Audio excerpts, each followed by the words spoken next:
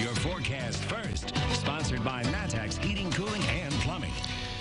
Well, good evening to you. Taking a look at the satellite radar picture, and we are watching things closely because some moisture beginning to move after what has been a really cloudy day. It's going to start as some rain, but look at this blue color out here out to the west. That is snow that is headed in our direction as we head into the overnight hours tonight and early on your Saturday.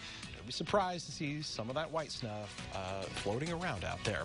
Still warm enough to start out as rain with temperatures in the upper 30s and even 40 in Effingham right now, but we are expecting that rain to switch over to snow by morning.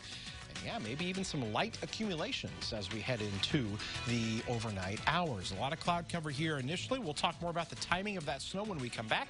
WCIA 3 News starts right now. Now from WCIA 3 News. State police say a man showed up to headquarters with guns and ammo. What his lawyer had to say in court. And a county treasurer is resigning after a year into her term. Why she says she saw this coming. And dozens are gathered to remember the life of one woman, how she helped shape the lives of two mayors in the same city. You're watching your local news leader.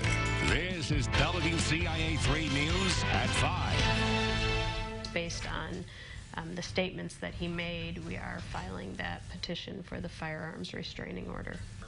A man from Minnesota arrested for bringing guns and ammunition to a state police building was charged today. Good evening. I'm Paul Cicchini. And I'm Jennifer Roscoe. State police say Jeffrey Hurd drove into a restricted part of their Pasodum headquarters yesterday. They found 3 handguns, a rifle, and more than 2,000 rounds of ammunition in his truck. But they don't think they were his target. WCIA 3's Andy Olson is live in the newsroom. So, Andy, start with what happened in court today. Jennifer, Hurd was arraigned today in Champaign County Court for unlawful use of a weapon and 2 drug charges, but both sides had more business to add from there. His defense filed for a motion for him to be checked by a psychiatrist. They say based on their conversations, he's not fit to stand trial because of mental issues. The state's attorney, in response, filed a firearms restraining order. They say it's a new law, but if the restraining order is given, Hurd would have to give up all his guns. If someone has mental health issues, we can petition the court for a court order that they not be allowed to possess firearms and that they have to turn any firearms that they have in their possession over to the state police. Hurd has a concealed carry license in his home state of Minnesota, but they don't have reciprocity with Illinois, meaning his license is not valid in the state. The trial was continued to February 11th while Hurd is checked by that psychiatrist. His bond was set at $100,000. Live in the newsroom, Andy Olson, WCIA 3, your local news leader. All right, and Andy, at the beginning of the story, we said that they don't believe, state police don't believe that they were the target. Why do they say that? Well, that's exactly what state police said. They didn't give a reason for why they said that right now, but we'll continue to ask them and hopefully find out an answer here shortly. All right, thank you so much. The 2 drug charges Hurd is facing are felony and misdemeanor. The felony was for having hydrocodone illegally. The misdemeanor was for having more than 90 grams of marijuana. Because he was found with the drugs, he was charged with unlawful use of a weapon.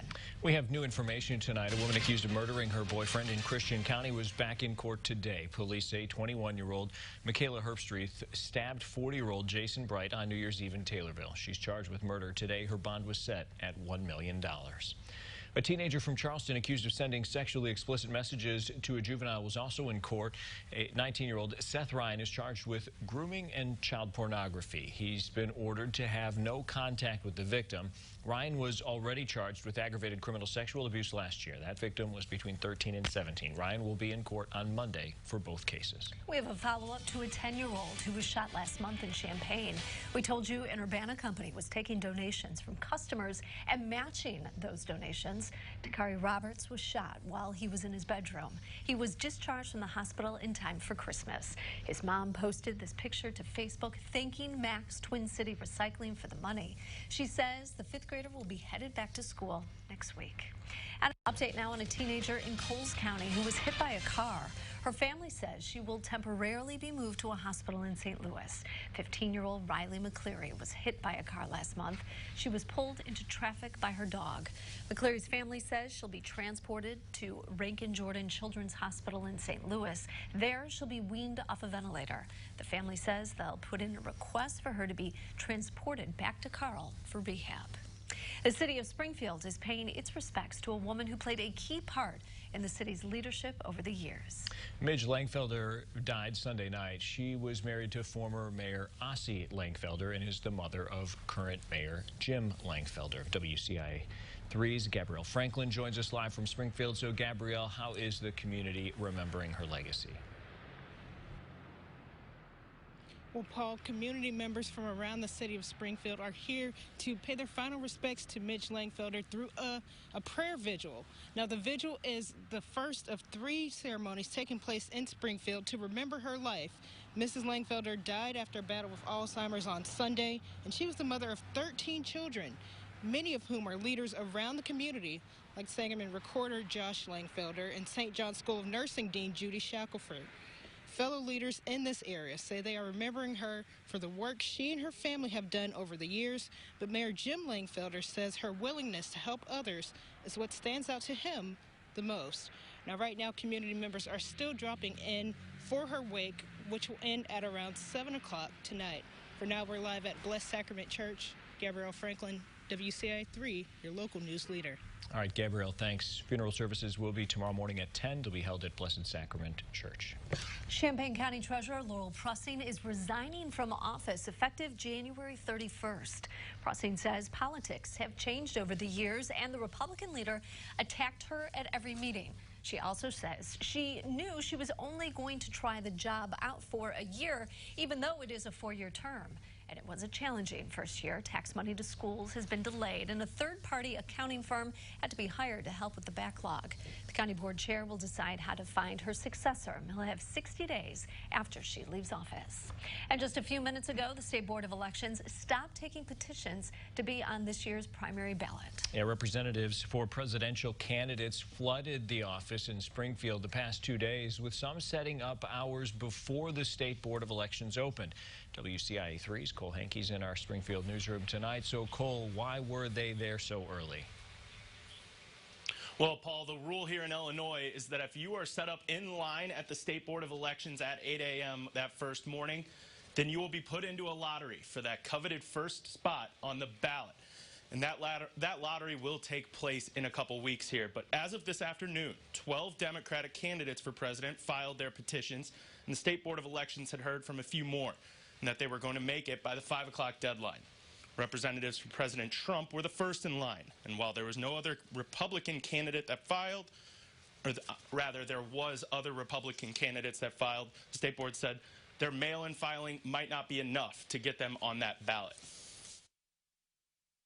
So it's kind of business as usual as it relates to a filing period. On an average day, yes, there's a whole lot more traffic through here, but in an election year, it's been as expected as far as the traffic through our building. Those looking to be delegates at the upcoming national conventions for each party also filed over the past few days, and over 500 delegates filed in total. And that position lottery will take place on January 13th in 10 days. And as for the primary election, that'll take place on Tuesday, March 17th. Paul. All right, Cole, thanks for that update. Now, the filing period closed just a few minutes ago, as Cole mentioned. As of 4 p.m., 3 Republicans filed, 13 Democratic presidential candidates, 420 total Democratic delegates, 108 Republican delegates filed. The delegates are the ones who accompany their candidate to the national convention. It's a conversation nobody wants to have, but they might have to. How dozens learn to talk people down from suicide. Plus, the death of a top Iranian official at the hand of the U.S. could mean war. We'll tell you what's happening next.